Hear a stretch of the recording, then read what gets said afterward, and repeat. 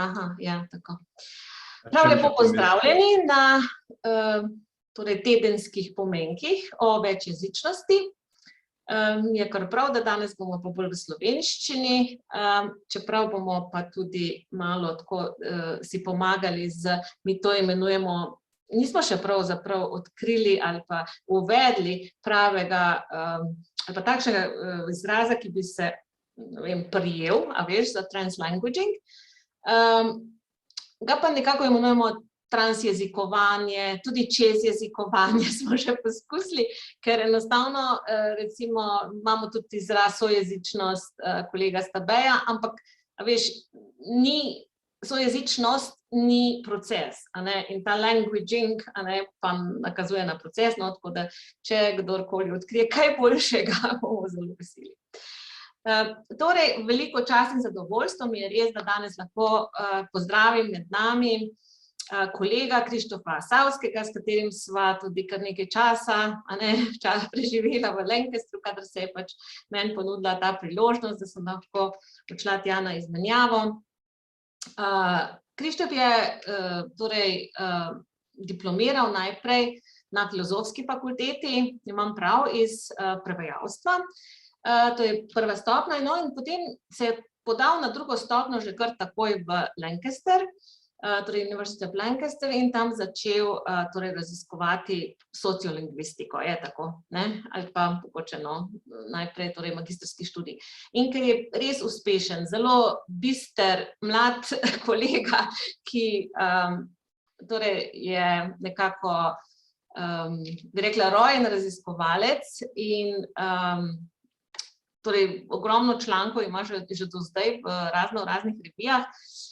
Seveda so mu tam ponudili tudi neke vrste štipendijo in tako je dokončal tudi doktorski študij, torej na Univerzi v Lancastru v Veliki Britaniji. Potem po končanem doktorskem študiju pa se je podal v oddaljeno Tajsko, kjer ima tudi ženo in sedaj malega, torej otročička, ne, je tako, deklica, ne. Otročičinja, ja. Otročičinja, tako. In torej tam sedaj deluje kot, mislim, da že imaš, a si že izredni profesor ali docent, kako imaš zdaj? Zdaj sem assistant professor. Ja, to je pa naš docent, tako, z veliko članki. Torej, upam, da boste uživali v njegovi predstavitvi, drugače pa torej lahko torej še sam kaj poveš o sebi.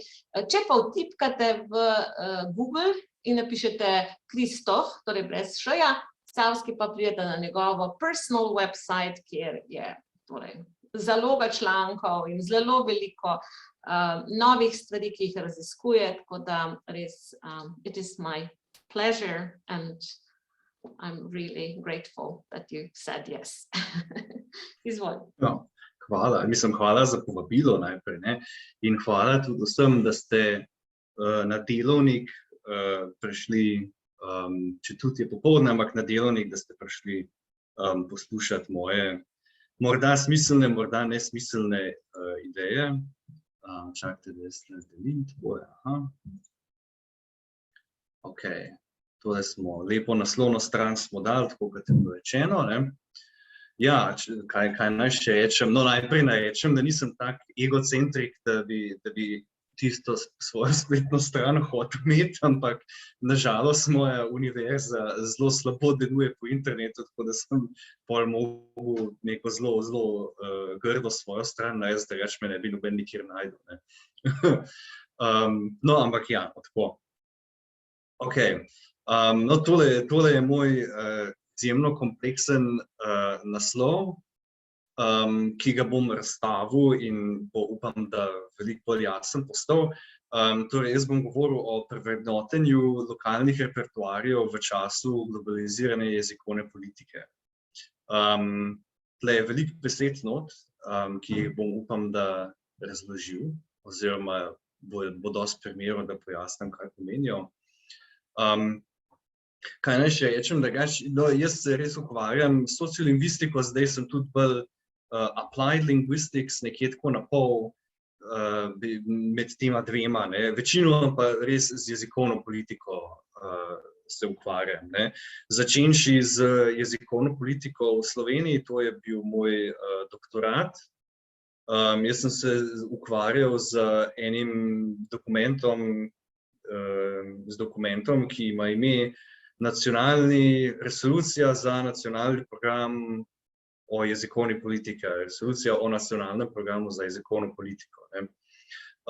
Ki, če kontekst poznate, je v letih 2011 do 2014 doživel izjemno težaven porod ob spreminjanju vlad in različnih konfliktih med izjemno konfliktnimi jezikoslovci, ki so vsi želeli imponirati svoje ideje v ta tekst. No, ampak to je preteklost. Danes bom govoril bolj večinoma o kontekstu, kjer sem zdaj doma. Torej, moja domovina trenutno je Tajska, ki jo vidite tlele sicer v tej angleški verziji tukaj, ne. Točno jaz živim tlele, kjer je črna pika, to je mesto Hatjaj, ki je na jugu Tajske, torej jaz sem v bistvu skorajda na meji z Malezijo, ne, ki je tale, taka, kakšna je to, kakšna je že to barva? Vijolično modra bi jaz rekla. Vijolična, ja, neka vijolična, ne. No, tukaj takoj naj opozorim na dejstvo, da moj jezik mojega akademskega udejstvovanja je zdaj že 10 let angleščina, ne, tako da oprostite mi, če mi slučajno kdaj zmanjka kakšne besede, ne. Zelo sem se trudil, da sem lepo napisal tudi PowerPoint, ne. Občasno bodo primeri v angleščini, ampak vse ostalo sem pa večinoma se potrudil prevesti. Upam, da boste s tem zadovoljni, sicer pa vprašajte, če je kaj blazno slabo napisano. Ja, hvala. Ampak translate sprejemamo, veš. Ja, no, tako, ja. Mojo na pol slovenščino boste pač mogli sprejeti v tem primeru. No, v osnovi pač, jaz sem torej na meji med tema dvema državama in tudi danes bom o teh dveh v bistvu govoril, ker s tema dvema se jaz ukvarjam večinoma že zadnjih par let. Ok, par dejstev, ne. Tajska je od teh veliko večja, ima 60 do 70 milijonov ljudi, Malezija je malo manjša, ima 25 milijonov, predvsem zato, ker so na tem velikem otoku, ki se ga deli z Indonezijo, ta otok se imenuje Borneo, kjer je tam ogromno neposeljenih območij, zato je manjša, kot zgleda tukaj. Tajska je pa večinoma poseljena, predvsem gosto, bolj ali manj povsod. No, zgodovinsko gledano, Tajska uradno ni bila nikoli kolonizirana, bila je neuradno vključena sicer v britanski imperij, ne, pač ekonomsko je bila recimo vazal oziroma nekaj takega, ne. Malezija je pa bila uradno del britanskega imperija skupaj s Singapurjem do let 57 do 63, takrat so se različni deli počasi osamosvojili.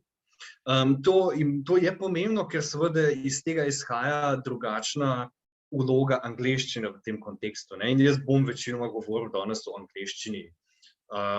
Tajska ima angleščino zelo, tako kot Slovenija, kot tuji jezik, Malezija pa kot nekje na pol med drugim jezikom, to se pravi jezikom, ki se v družbi aktivno uporablja, ne, tudi v izobraževalnem sistemu recimo, pa nekje do neke mere tudi tuji jezik. Je pa bila do leta 1969 angleščina uradni jezik Malezije, danes pa je to maleziščina uradni jezik. Tajske je pa tajščina, tako da imamo tako lepo koncept nacionalne države, kot izgleda. Seveda bom pa potem pokazal zemljevid, kjer bo ta koncept nacionalne države se malo podrl.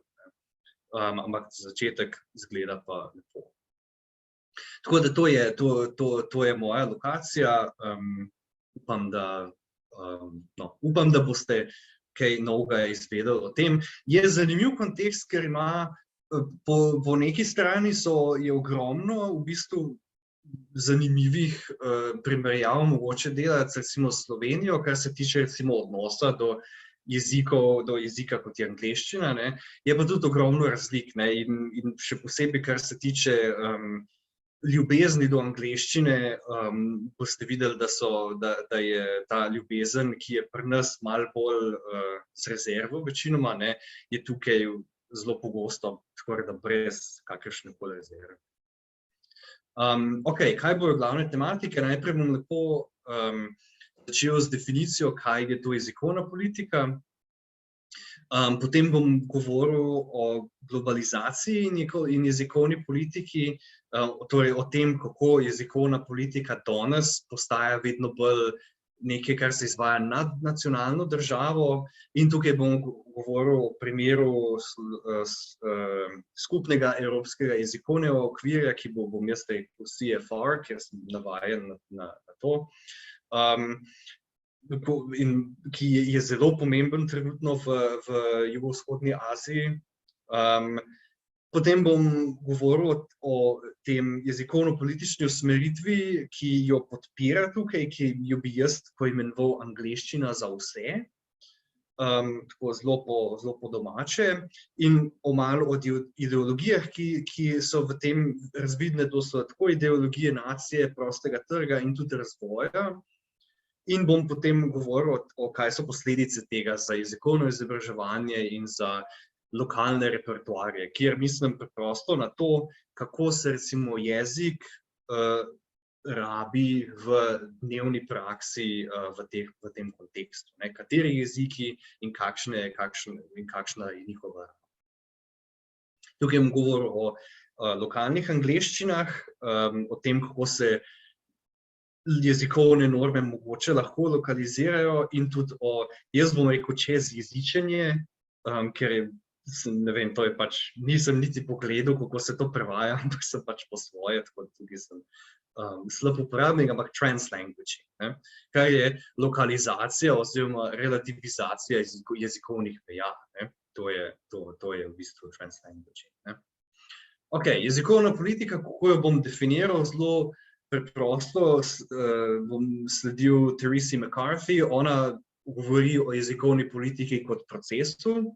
To je zelo pomembno danes, če pogledamo, kako se raziskuje jezikovno politiko, boste videli ogromno zelo empiričnih študij, kjer se analizirajo teksti, drugo pa še bolj analizirajo se procesi tvorjenja in potem uporabe teh tekstov.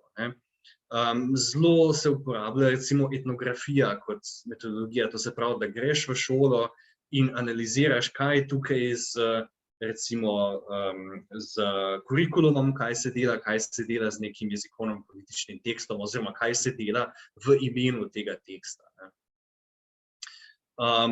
Seveda tukaj potem tudi govorimo o procesu, kjer se regulirajo neke jezikovne prakse, kjer se poskuša ali načrtovati ali prepovedovati karkoli, kjer je seveda ima osrednjo vlogo moč. Politika, na koncu koncev, politika kot ustvarjanje nekih, kot reguliranje praks, to je stvar moči, to je stvar neenakih razmerij, stvar hierarhije v neki organizaciji. In tudi seveda zaradi tega ideologija nekje stoji zadaj za vsem tem. No, zdaj, večinoma, če pogledamo seveda zgodovino, skozi 20. stoletje je naš frame of reference nacionalna država večinoma. In tako za kakršnokoli politiko, tudi za jezikovno politiko, je bil to primarni okvir. Stvari seveda se pa v zadnjih desetletjih precej spreminjajo. Globalizacija, kar razumemo kot to, oziroma razumem jaz, kot zelo intenzivno kroženje ljudi, informacij, idej, dobrin, izdelkov in še česa preko političnih in kulturnih meja, to je danes del vsakdana. Tle je recimo zanimivo, neka taka dramatična zadeva, kot recimo tale naš COVID, je to kroženje zaustavil v bistvu na zelo omejen način. Ne. Po en stran, ljudje so malo manj krožili nekaj časa, ne, v Aziji še vedno manj krožijo, ne, informacije so pa začele še bolj krožiti. Ne. Zdaj smo res v praktično brezmejnem prostoru, ne, kjer res informacije krožijo izjemno hitro, seveda zato, ker imamo tehnologijo, ki to omogoča, ne, ker imamo predvsem družbene medije, ko se pride do informacij. Ne. In seveda tudi je ekonomski, politični razvoj. Ne. Evropska unija recimo je usmerjena v to, ne, v podiranje meja na ta način. Ne. Zdaj seveda, kaj to pomeni za jezikovno politiko? Ne? Ena stvar je zelo preprosta, ne, je, da so nove potrebe po znanju jezikov, ne, ker tako intenzivno kroženje sicer je večjezično oziroma raznojezično, ne, ampak na koncu je treba preseči jezikovno ta model nacionalne države. Ne? Rabiš večjezično oziroma raznojezično populacijo. Ne? Druga, ampak veliko bolj pomembna za nas, ne, je pa ta posledica, da imamo seveda nove jezikovno-politične avtoritete, ne, ki so locirane nad nacionalno državo. Ne. Naenkrat imamo nekoga, ki nacionalni državi diktira, kaj bo jezikovna politika. Ne. Kot primer recimo lahko damo EU, ne, ki diktira pač kot to nadnacionalno združenje, ne, ampak lahko to pozicijo tudi zavzamejo recimo privatne oziroma zasebne gospodarske družbe, ne, kot je recimo Cambridge. Ne. Cambridge delno ustvarja jezikovno politiko. Ne. Nekaj take, ne, recimo tudi novi mehanizmi, ne, kot je recimo IELTS. Ne. IELTS je sicer danes lahko je ta international testing system, ne. Ampak v bistvu, če neka nacionalna država se odloči, ne, da bo privzela IELTS kot sredstvo lokalnega testiranja, je seveda Cambridge več kot srečen jim predati seveda za spodobno plačilo, ne, to pravico. Ne. Tako da veliko stvari je, veliko posledic je tukaj za jezikovno politiko, zato kako jo recimo analiziramo in kako jo razumemo, ne, pri globalizaciji. Kot lep primer jaz dam CFR, to se pravi Skupni evropski jezikovni okvir, ne, ki ga verjetno poznate, upam, da z njim delate, upam, da ga imate radi, vsaj malo, no. Zdaj je ravno 20 let star, ne, oziroma zdaj že malo čez, ne. Seveda ima veliko daljšo zgodovino, ne, tisto, kar je 2001 bilo izdano kot CFR, ima v bistvu potem že, mislim, da 25 let pred zgodovine. Ja, iz leta 70, ja. 70, ne, celo 30 let, ne, kaj je bil že sporazumevalni prag, threshold, ne, je bil na začetku. Ne. In pač ta koncept se je tam razvijal skozi ta čas, ne, je pa pač celovit ta dokument iz 2001. Ne. Zdaj seveda, primarno je to bil ta evropski kontekst, ne, kjer je bil v bistvu ta dokument, ideja je bila, da omogoča mobilnost v procesih evropske integracije, ne, kjer je zelo specifičen kontekst v bistvu učenja jezika. Ne. To se pravi, da mi recimo v Sloveniji, ne, hočemo iti študirati, delati v Nemčijo in se zato v Sloveniji učimo nemško. Ne. Zato tudi CFR recimo ni razmišljal o vlogi recimo angleščine kot vmesnega jezika, ne, kot lingue franke. Ne. In tudi še danes nekako tega zelo previdno dotakne, če sploh. Ne. Seveda od tega začetka, ne, od evropskega začetka, ne, seveda je CFR danes postal izjemno pomemben dokument. Praktično na vseh celinah igra nekakšno jezikovno-politično vlogo. Že več kot 10 let nazaj je ena zelo lepa knjiga, kjer se povzema, kako se ga uporablja recimo, ne vem, v Argentini, pa potem na Tajvanu, pa res povsod po svetu. Ne. In od takrat se samo še nadaljuje ta svetovna dominacija CFR. Ne. Seveda predvsem, ne izključno, ampak predvsem se to dogaja v kontekstu poučevanja angleščine. Ne. V Aziji bolj ali manj CFR pomeni angleščino. Ne. Celo do te mere, da je en moj kolega tukaj je raziskoval to in učitelj je tukaj na Tajskem vprašal, kaj sploh pomenijo ta kratica CFR. Ne. In kar veliko si je rekel, da tale ne, je English. Ne? Da je to nek common English framework of reference. Ne? Čeprav seveda realnost je, da nima nič o angleščini, praktično ne reče CFR. Seveda to nam pol pove, ne, da se s tem, ko se prenaša ta CFR okoli, ne, postaja inštrument zelo drugačnih jezikovno-političnih interesov. Ne. Ta začetna ideja o raziskovanju oziroma o poučevanju jezikov v evropskem kontekstu, ne, vedno manj postaja relevantna in vedno bolj postaja potem instrument drugih interesov, ne, bolj lokalnih, pa tudi bolj globalnih interesov. Recimo čisto kot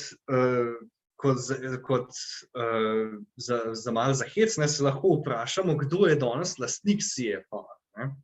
Seveda, če pogledamo na tisto knjigico, ne, bomo videli Council of Europe na prvi strani. Ne, in bo seveda Council of Europe ima svojo stran, kjer govorijo o CFR vse in ima en kup zanimivih stvari tam gor. Ne. Ampak ogromno ljudi bi recimo takoj pomislili na British Council, ne, ali pa na Cambridge kot lastnik CFR. Ne. Cambridge je tudi izdajalec knjige, knjižne izdaje CFR, ne, ima tudi ogromno interesa v tem CFR-u. Drugi, ki si ga lastijo, po drugi strani so države oziroma vlade, ne, recimo to Malezija je prevzela CFR kot svojo primarno referenco v jezikovni politiki. Ne. Potem nekje tukaj, ne, se pa skrivajo tudi učitelji, ne, ki naj bi v tem CFR-u vsaj v teoriji bili tisti, ki so lastniki. Ne. Ideja CFR je, zdaj, če je to zelo praktično mogoče ali ne, da mi, ki učimo jezik, ne, odpremo in se glede na tisto recimo odločamo, kje so naši učenci, ne, in kaj bomo zastavili kot naslednji učni cilj. Ne. To je ideja. Seveda, če kdo od vas odpre tisto knjigo, bo takoj rekel, da je to zelo težko, ker je ogromno tistih informacij tam not. Ne.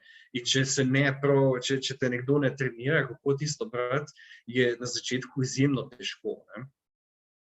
Seveda še eni ključni uporabniki so pa politiki, ne, ki tudi recimo na Tajskem, ne, recimo politiki s tem CFR-om zelo veliko handlajo in zelo veliko so tudi o njemu v določenem času govorili. Tudi bil je predvsem politični projekt enega določenega ministra za izobraževanje, da se ta CFR prevzame. Ne. In tukaj je zanimivost analize globalizacije jezikovne politike, ne? Ker interesi vseh teh različnih akterjev, ne, sploh še tle nismo omenili niti tistih, ki se jezik dejansko učijo, ne, ki so tle nekje zadaj skriti, ne, vse to se v ta en tekst projicira. Ne. Seveda tukaj so dostikrat zelo protislovne ideje. Ne. Recimo, tako kot si Council of Europe predstavlja CFR, ne, kot nek dokument odprt, kjer bomo mi brali, pa se izbrali, kaj nas zanima, ne, pa ignorirali polovico, če nas ne zanima, pa take stvari. Ne.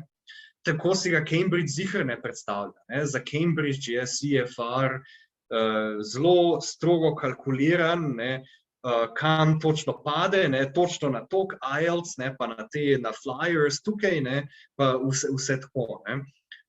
Torej, tukaj so zelo različne interpretacije tudi, ne, kako ljudje recimo neko tako jezikovno politiko sploh razumejo. Ne. Za učitelje na Tajskem recimo je bil CFR samo in izključno na začetku test, ker oni so se samo s tem srečali, ko jih je Ministrstvo za izobraževanje testiralo in so potem videli, CFR so videli na tisti strani, kjer so šli od Cambridgea, nek diagnostični test so morali vzeti. Ne. By the way, večina učiteljev je... A so potem dobili recimo nek certifikat, kjer je pokazalo, ali so na stopni A1, A2, B1, je bilo tako? Ja, točno so dobili in tudi so statistiko državno iz tega naredili. Večina učiteljev, velika večina je bila na A1 ali A2. A to so vse učitelji ali učitelji angleščine? Učitelji angleščine. Joj, a res? Ja, to si zapišite nekam, ker se bom k temu vrnil. Ne? Ker to odseva, seveda, naravno niso učitelji leni, ne? To odseva, kakšna je vloga angleščine v kontekstu. Ne? Da je to jezik, ki je precej odsoten v bistvu. Ne?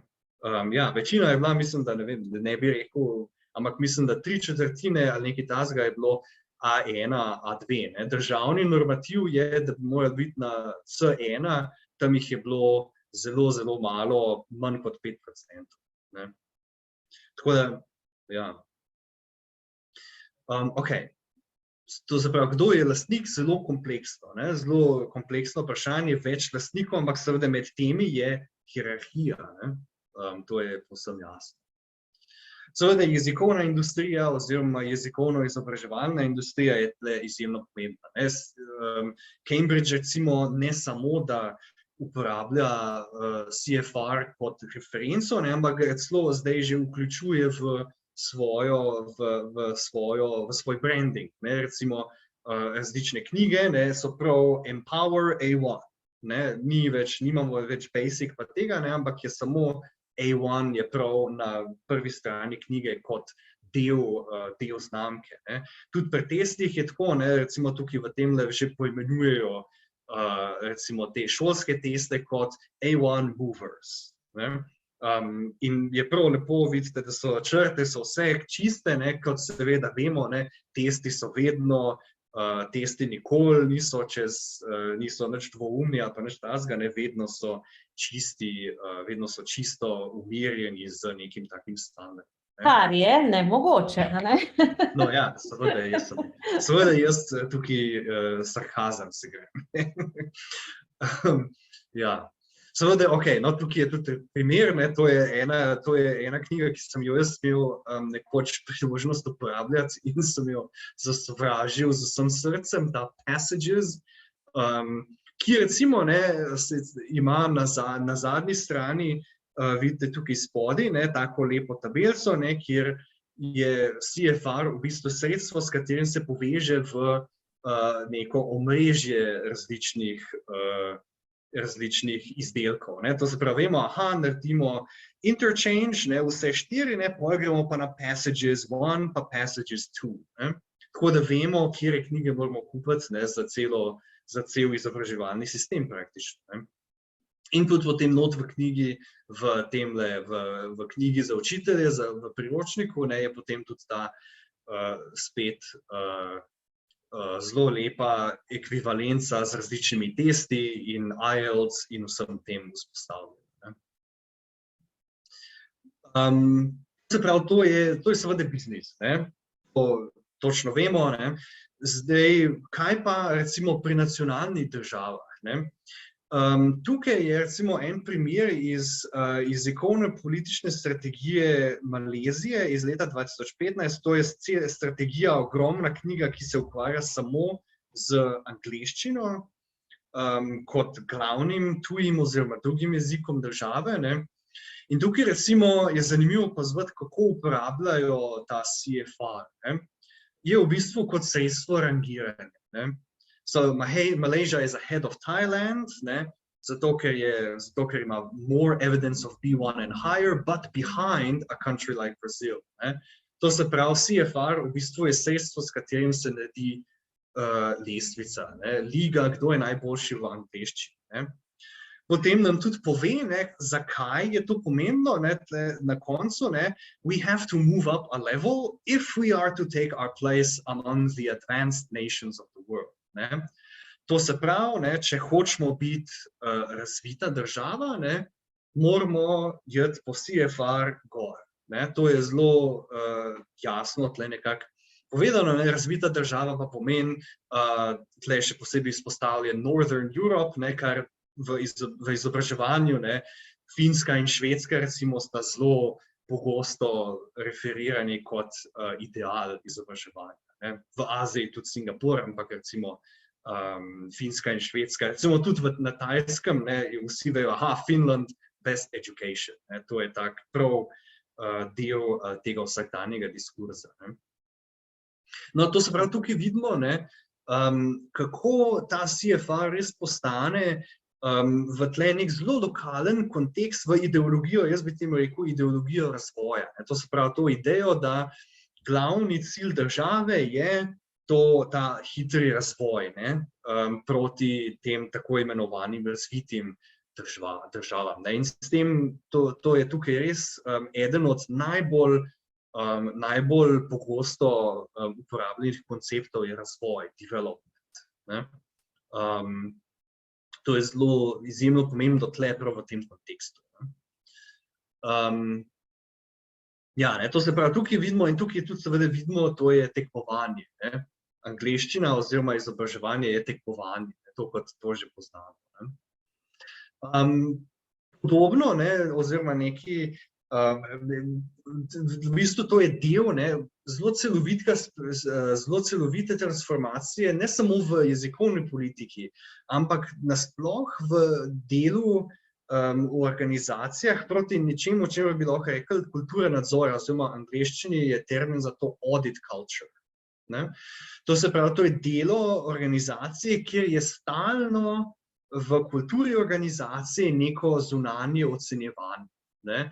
Večinoma merljivost, ne, s kvantifikacijo, rangiranjem, ne, če delate na kakršnikoli visokošolski organizaciji, ne, recimo ste zelo domači s tem, ne samo z rangiranjem recimo univerz, ne, ampak rangiranjem tudi oddelkov, tudi fakultet, tudi zaposlenih, ne, in s kvantifikacijo vsega, ne, članek je toliko točk, ne, to Carmen bo to dobro poznala, ne, verjetno je tudi osnovno oziroma ta redni šolski sistem vedno bolj se v to smer obrača. Ne. No in jezikovna politika gre tudi nekako v to smer. Ne.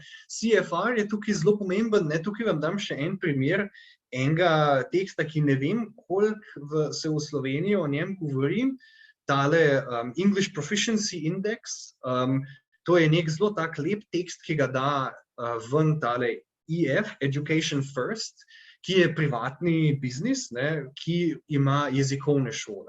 Ne. Ampak ta privatni biznis enkrat na leto privzame to pozicijo jezikovno-političnega akterja in izda ta nek dokument, ki v bistvu ocenjuje uspešnost praktično vseh držav na svetu pri angleščini, ne, na podlagi svojega in-house testa. Zdaj seveda, ne, v tem tekstu je veliko ideologij raznih, ne, ki ne bom zdaj o tem govoril, ne, ampak veliko je pa, že samo to seveda, da se ocenjuje in rangira tako države, je zelo vprašljiva stvar. Ne vem, koliko se o tem recimo v Sloveniji govori, Slovenija je tle, boste zadovoljni, večinoma bolj pri vrhu, ne.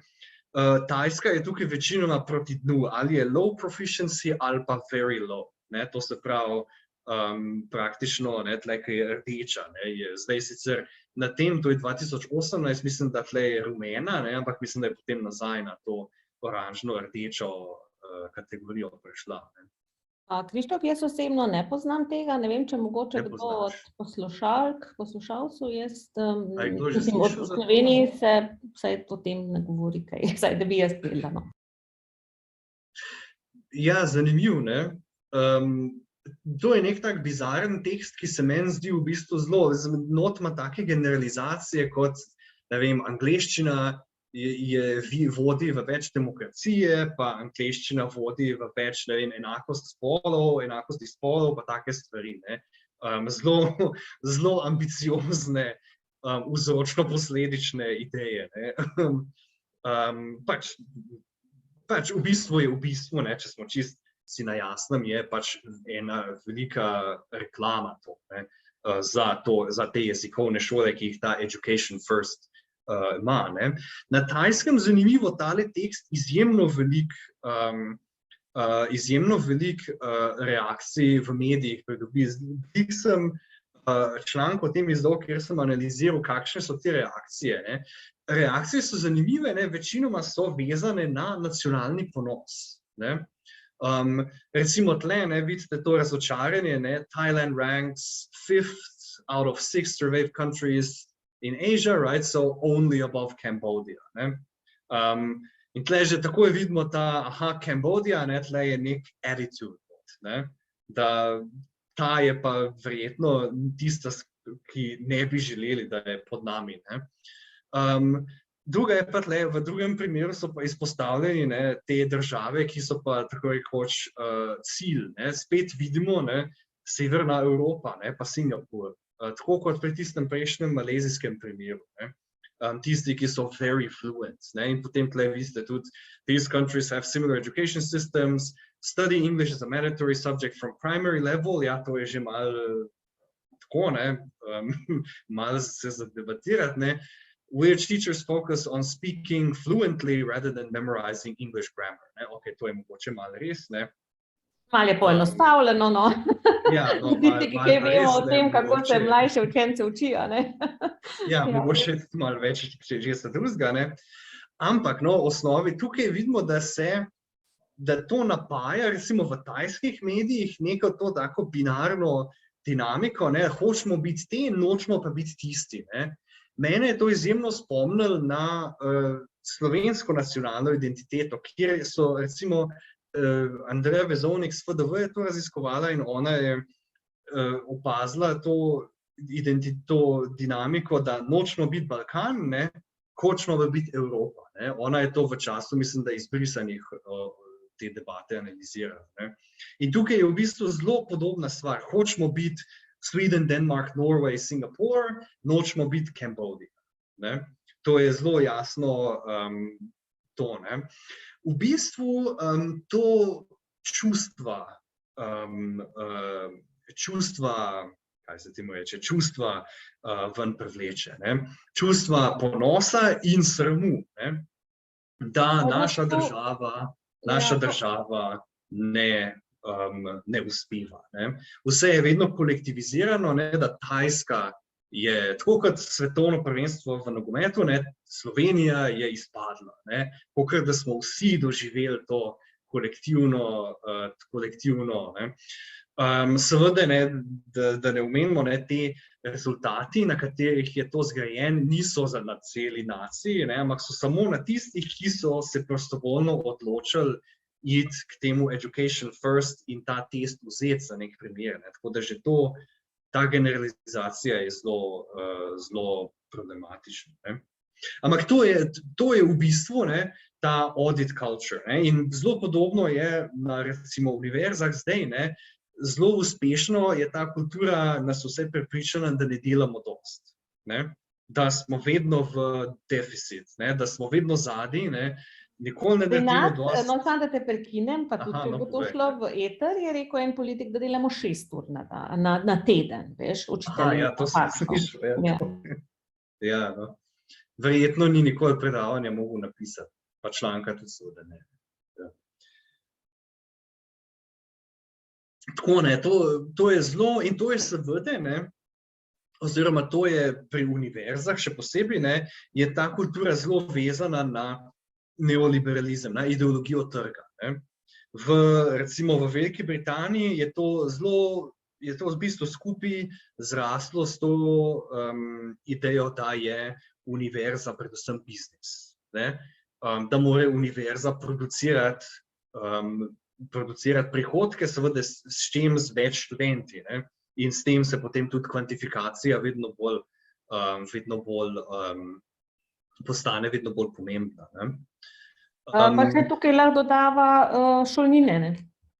No, šolnine pa itak, ne, zdaj se pa tudi itak grejo brez, vedno bolj, ne. Zdaj so že, koliko so že 19,000 na let za doktorski študij, ne. Ja, za nas, ne, ker nismo zdaj več, mislim, ker smo pač EU nima nobenih privilegijev, bi rekla, ne. Se pravi, da ja, tudi za naše, mislim, da je tudi prva stopnja že toliko, veš. Ja. Pa vsaj recimo 16,000, no, tako. Ja, to je delo, mislim, to je pač transformacija sveta, seveda, ne, mislim, več ali manj vse se v to usmerja, ne, oziroma tudi zdravstvo, ne, vedno bolj, ne, zdaj bojo volitve v Sloveniji, se boste o tem lahko še fejst pogovarjali, ne. Tako, ne, v šolstvu tudi, ne, sicer v šolstvu, dokler so sistemi pod nadzorom države, je tega mogoče malo manj, oziroma ni ta ideologija trga toliko močna, ne, kar se mene tiče, long may it remain, tako, ne. No, ampak to je pač recimo en primer, ne, in recimo CFR vidimo, da je praktično v to upet, ne, v to idejo, da to je framework which is gonna allow us to become a developed nation, ne. To je tle prav zelo jasnost in tudi zelo eksplicitno rečena stvar, ne, ki seveda je kritike vredna, ne. No, okej, zdaj jezikovna politika, ki je za tem, samo da jaz pogledam, kako gre kaj s časom, že dolgo govorimo, ne. Jezikovna politika, ki za tem stoji, ne, je v bistvu princip angleščine za vse, ne.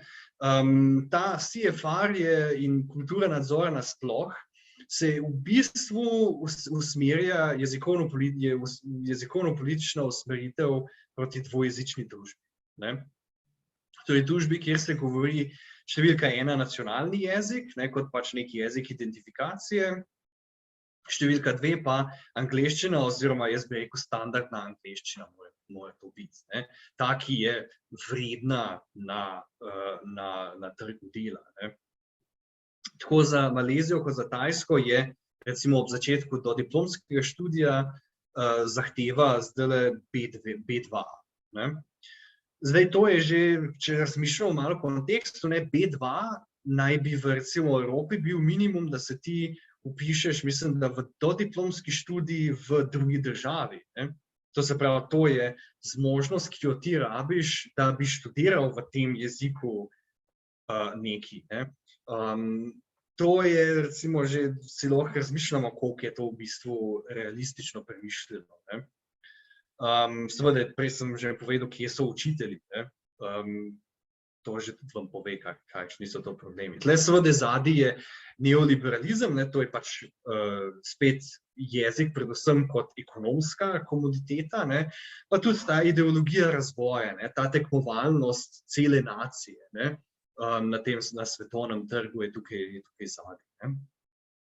Seveda tukaj je pa ogromen razkorak med temi cilji in realnostjo, ne. Realnost seveda je raznojezična, ne, ni pa tako na ta način raznojezična, oziroma ni tako dvojezična, ne. Nekaj sem vam že povedal o tem, da recimo na Tajskem recimo ni angleščina na noben način tako relevantna v kontekstu, kot recimo bi bila v Sloveniji, ne. V Sloveniji, mislim, če učite angleščino, se lahko pri veliko učencih, ne študentih, učencih zanesete na to, da bo recimo, ne vem, televizija nekaj prenesla, branje, ne vem, računalniške igre, karkoli, ne, vse to bo prispevalo k usvajanju, ne. To je na Tajskem izjemno minimalno, če sploh, ne. Televizija tle recimo je bolj ali manj enojezična, ne. Tako da recimo te opore, ne, v jezikovni ekologiji je veliko manj, ne. Tako da te cilji so že zelo vprašljivi že samo z tega vidika. In tukaj bi samo za zadnjih, upam, da 15 minut govoril o tem prevrednotenju lokalnih repertoarjev. Kaj to pomeni za način, kako se rabi jezik v teh kontekstih, oziroma kako se jeziki rabijo v teh kontekstih. In seveda, večinoma tukaj vidimo, da je globalizacija jezikovne politike generalizacija enega modela. To se pravi angleščine, neke te standardizirane angleščine, ki seveda vemo, da je imaginarna zelo, ki je pač v teh testih in knjigah nekako predstavljena. Razvrednoteno pa je vse tisto drugo. Lokalne jezikovne oblike, prakse, to je vse nekako razvrednoteno, problematizirano. Recimo, govorci nedominantnih oziroma manjšinskih jezikov so tle absolutno iz tega izključeni in jih je ogromno v teh državah. Tudi recimo raznojezičnost govorcev lokalnih angleščin, predvsem v Maleziji je to zelo pomembno, to se pravi angleščina, ki ima tukaj izjemno dolgo zgodovino, ampak je drugačna od te standardne britansko-ameriške angleščine. In tudi raznojezičnost tistih govorcev, ki uporabljajo čezjezičenje, translanguage. Takole, kot samo da boste videli, vam recimo dam dva jezikovna zemljevida Malezije, tle levo spodaj, pa Tajska desno zgoraj. Zdaj, na Tajskem je po etnologu govorjenih 72 jezikov, v Maleziji pa 134. Kar podobne številke. Zdaj, seveda, takoj lahko rečemo, da meja med jezikom in dialektom je zelo politična stvar v bistvu. Na Tajskem bi recimo v temle zemljevidu, kjer vidimo, da tale vijolična barva, to naj bi bila tajščina, bi jo lahko mirno razdelili še na recimo južno tajščino, ki je zelo delno razumljiva z osrednjo tajščino, ki je govorjena okoli Bangkoka. Tukaj, tako da tudi narečne skupine so tukaj, ki tudi vemo v Sloveniji, so si lahko izjemno različne, lahko zelo hitro, kot recimo vidimo v bivši Jugoslaviji, prerastejo v politične oziroma v jezikovne meje. To so je pač politično oziroma družbeno vprašanje, kje je meja jezika. To se pravi, to je bistvo. Tudi v Maleziji, malezijščina je v bistvu zelo razdvojena, to je tudi jezik, ki si jo delijo tri nacije v različnih različicah, oziroma štiri nacije. Potem so tudi veliko avtohtonih manjšinskih skupnosti. Recimo na Tajskem je malezijščina govorjena v nekem delu in tudi v Maleziji tajščina. Ogromno je tudi plemenskih skupnosti, ki jih vidite recimo tukaj kot neke pikice, ki so recimo zelo majhne jezikovne skupnosti, ki so nekje pač v nekem zelo določenem prostoru nekako zgodovinsko izolirane od drugih v tistem področju. In je tudi več imigrantskih skupnosti, zelo dolgo zgodovino. Recimo, če kaj veste o zgodovini tega področja, je, da je tukaj že stoletja se dogaja imigracija iz kitajskega kulturnega prostora. Tukaj se govorijo recimo kitajski regionalni jeziki, to se pravi ne standardna kitajščina, nujno mandarinščina, mandarin, ampak recimo kantonščina, to se pravi iz te južnega dela okrog Hongkonga in Šanghaja. Ti različice se govorijo kot, lokalni jezik tukaj v bistvu. In tudi tamilščina v Maleziji, to se pravi jezik iz juga Indije, kjer so pač tudi imigranti prišli z britansko kolonizacijo. To se pravi res ogromno jezikov. Vsa ta raznojezičnost je s to globalizirano jezikovno politiko v bistvu popolnoma izključena. Več ali manj se na njo ne misli. Recimo, dam vam primer,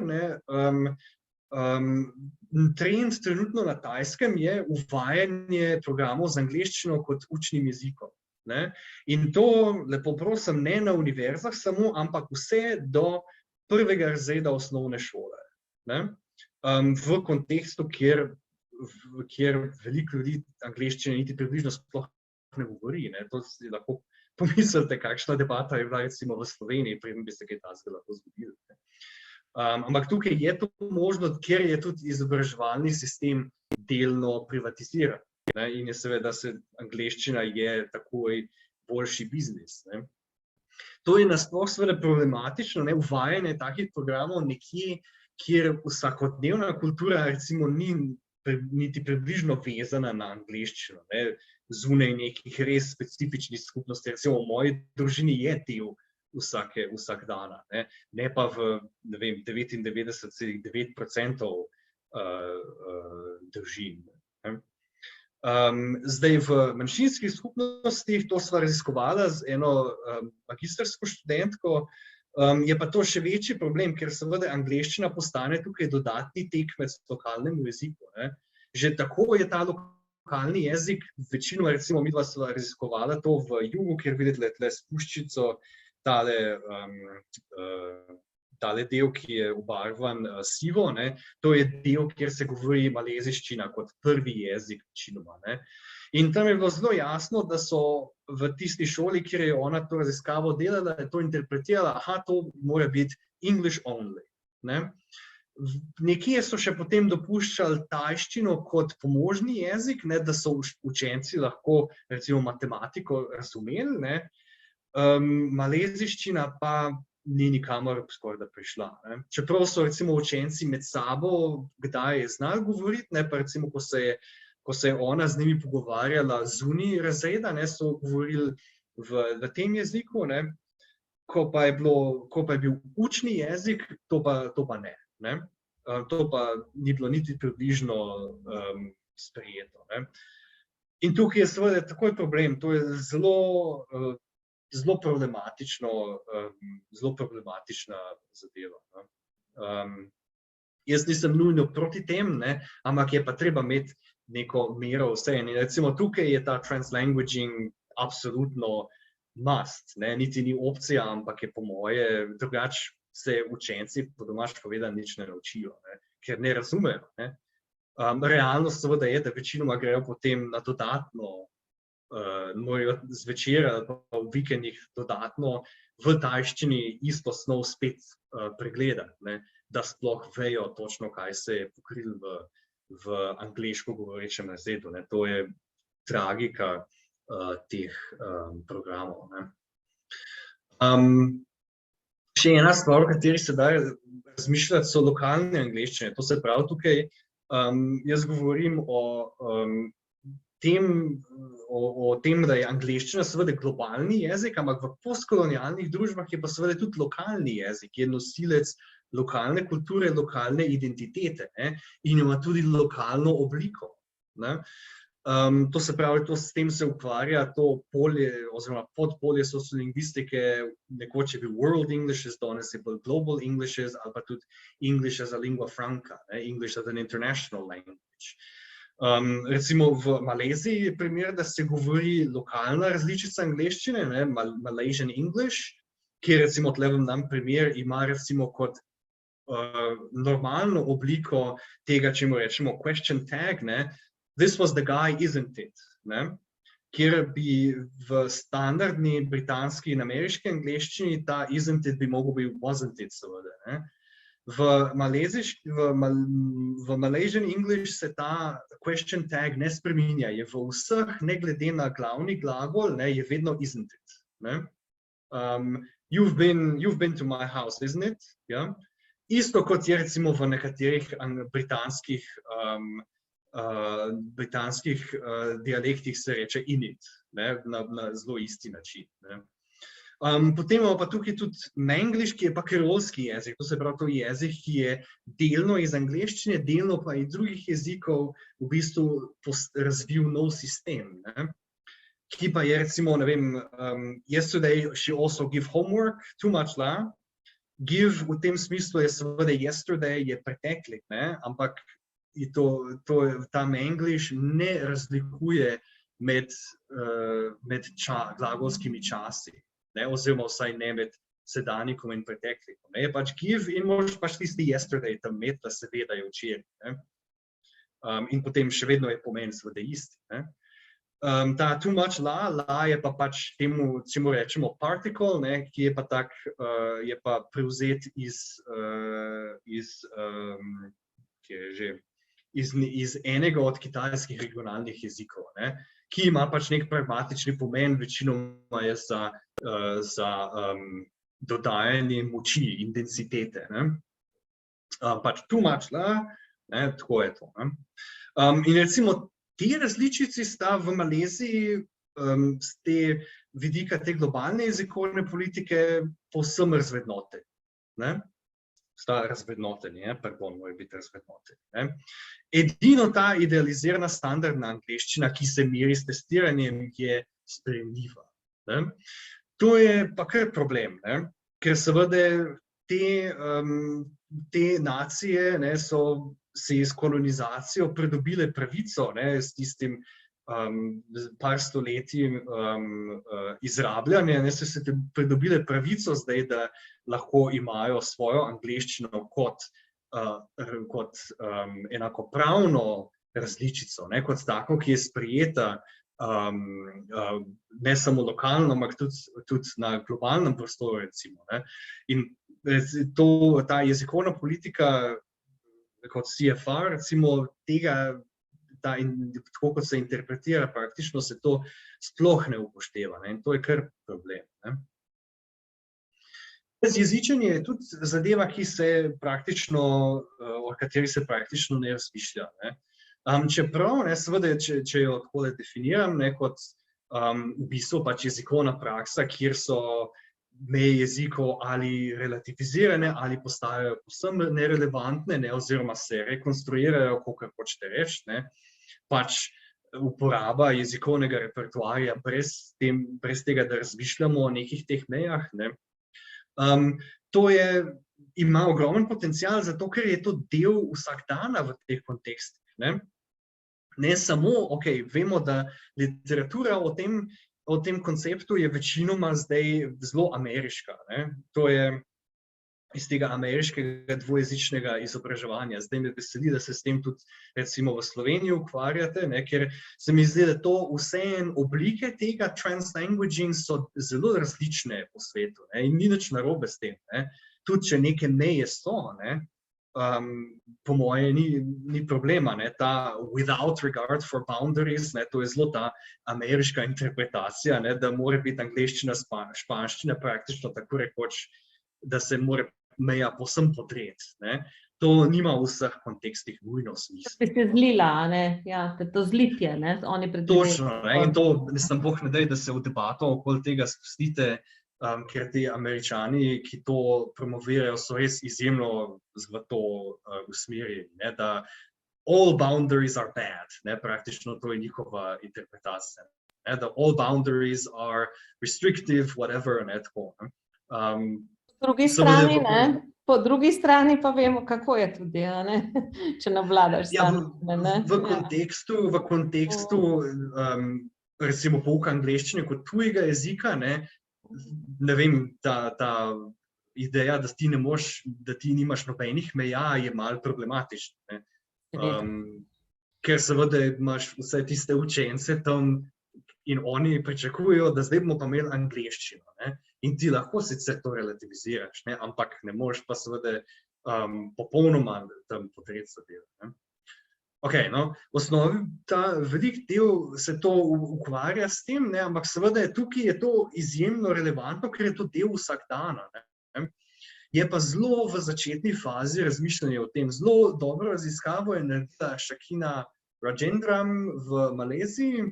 Ona sicer dela v Kanadi na University of Toronto. Ona je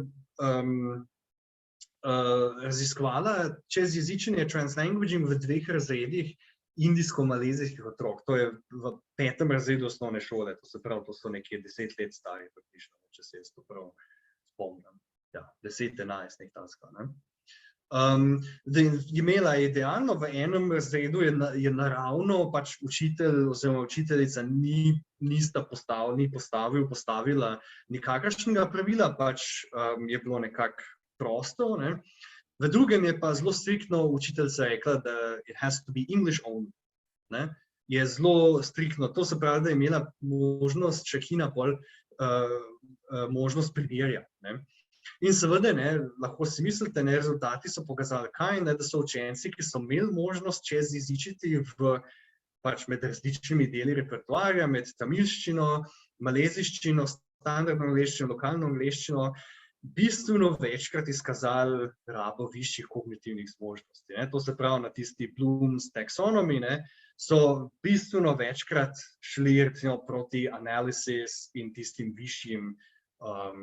višjim zmožnostim. Ja, po Bloomu, ne. Ja. Zakaj? Ne? Ker so lahko sodelovali predvsem. Ne? Ona jih je snemala, kako so med sabo recimo komunicirali v razredu, ne? In recimo je analizirala, kako so uporabljali čezjezičenje. Recimo tle lahko vidite dve pokazala, kako so recimo si pomagali skozi to, ne? Da recimo tle v tem prvem primeru vidite, kako ta učenec govori v tamilščini, potem pa uporablja angleščino, ko uči svojega prijatelja, ok, kaj boš ti rekel, ko boš začel. So, welcome, my name is Raju. Ne? Tako boš začel, ne? Pol boš pa povedal, kako nam je ime. Ne? Tako je lepo. To je bila recimo funkcija. Ne? To se pravi priprava na prosti govor, oziroma priprava na predstavitev, ampak skupinsko delo. Ne? In recimo še ena tle, ugotavljanje pomena rabe, ne? Vse te stvari, kjer je bilo sodelovanje bistveno, ne? Je zelo jasno bilo, da jim je to čezjezičenje pomagalo. Ne? Da so zaradi tega bili da so zaradi tega imeli več možnosti, da bi uspeli. Ne? To je seveda najbolj relevantno za poučevanje, kjer se usvaja ne samo jezik, ampak snov, seveda, ne? Kjer je dejansko treba o konceptih razmišljati, ne? Ali pa treba razmišljati o nekih idejah, ne pripravljati neko substanco. Ne? Zato recimo sem tudi prej rekel, da bi za tiste angleško programe z angleščino kot učnim jezikom to bilo še najbolj relevantno. Ne? To je nekako so nekako posledice. To se pravi zaenkrat, ne, globalizacija jezikovne politike pomeni nekako utrditev nekih že obstoječih neenakosti. Ne? To se pravi, vsi smo raznojezični, ne, ampak vse naše raznojezičnosti pa niso enakovredne. Ne? Če govorimo nacionalni jezik in angleščino, smo super, ne?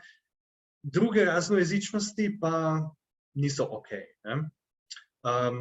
Ta CFR je postal tukaj kar osrednje sredstvo tega. Ne? Zdaj seveda problem delno je, da je edina interpretacija CFR, ki sem